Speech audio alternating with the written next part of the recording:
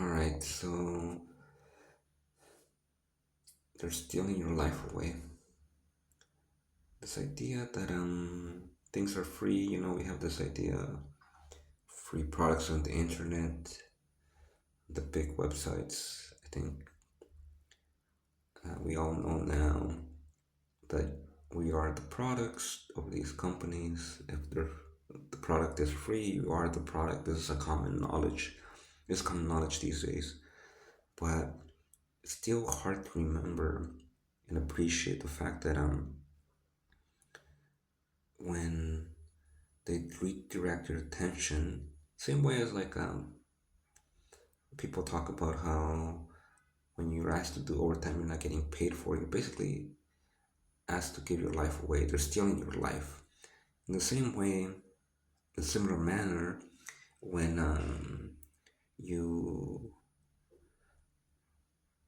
don't want to do something, right? Like for the work thing, where you don't want to actually get any benefits and you don't want to do that. You're not a believer of that company. Some people are, and I think some people are fine with that.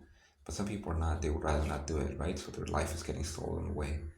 So they're doing it so they don't lose their job. Versus the people who just want to do it because they want to learn and they become obsessed with work. I think those are different people. In a similar manner, there's the people who want it's like you're getting whether you're getting coerced or whether you're doing something you wouldn't want to do otherwise. I think it's the same effect, the same idea where the algorithms are stealing your life. Most of us don't want to be addicted to them. We don't want to be doing these things. What we want is to be happy and to enjoy our time, right? But sometimes we're actually just getting more and more depressed and more sad and feeling like we wasted our life away. And so I think a lot of us want to quit these things. And so, in that sense, they are stealing our life away. And so, fighting against them is something that it's very hard. Like, you want to redirect your attention to the things that you actually want to do, the things that you want to work towards, whether it doesn't actually matter what it is. It could be for some people X and for some people Y. Like, let's name some things. Some people want to become artists and do that type of stuff, right? Or maybe some people want to do knitting and other people want to do coding. And maybe some people want to watch comedy, right? And become comedians or whatever it is. But if you kind of start mixing and matching these things, like let's say some people don't want to do fitness or nutrition stuff, but they keep feeding you this because they make money from it, or they keep feeding you videos about purchasing tech products or phones or whatever, and that type of stuff performs well, so it keeps feeding you, and you actually do consume a lot of it, right? Because maybe or maybe consume political stuff because it angers you, so just feeds you that type of stuff. So, and that way, the algorithms, quote unquote, don't really choose. You're kind of the one choosing by watching more of that stuff. But in some ways, these companies are doing things that I personally don't like. Like one clear example is just when you go on YouTube, right? People say, "Oh, YouTube just feeds you what you ask, what you watch." Sure. So if you watch a lot of puppy videos, it feeds you that, right? Sometimes it feeds you random stuff too, though. But the other thing that's annoying is if you choose don't recommend this channel or don't recommend this type of content, eventually it'll get overwritten, right? Like if it thinks, oh, maybe you want to watch this again, or maybe we saw that you watched one video on that that that area again, maybe you made a mistake. I kind of don't like that. I think it's not the best. I think it is kind of overriding your preferences that you've stated. I think that's pretty bad.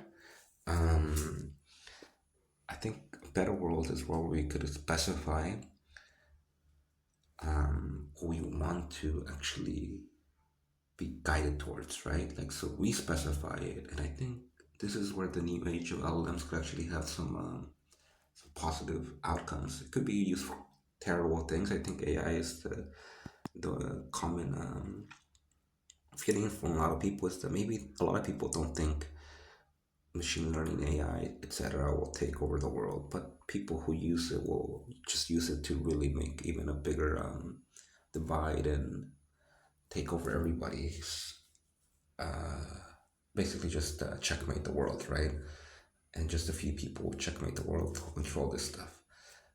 So that's the danger. The people who control it will checkmate you. But at the other end, it's one of the technologies that could be used to kind of guide content and things that you actually want to consume for your actual preferences, right? Because it can interpret the contents of a video. Maybe not perfectly, maybe makes mistakes, maybe doesn't get the key points perfectly, like some people claim.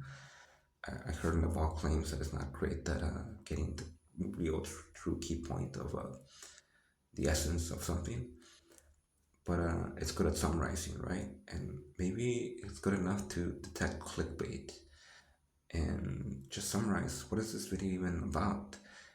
And so that's what I'm interested in, that application. Maybe part of my experiments will be around this idea of how do you use LLMs to work for you, to do things to protect you, right, from the other machine learning stuff.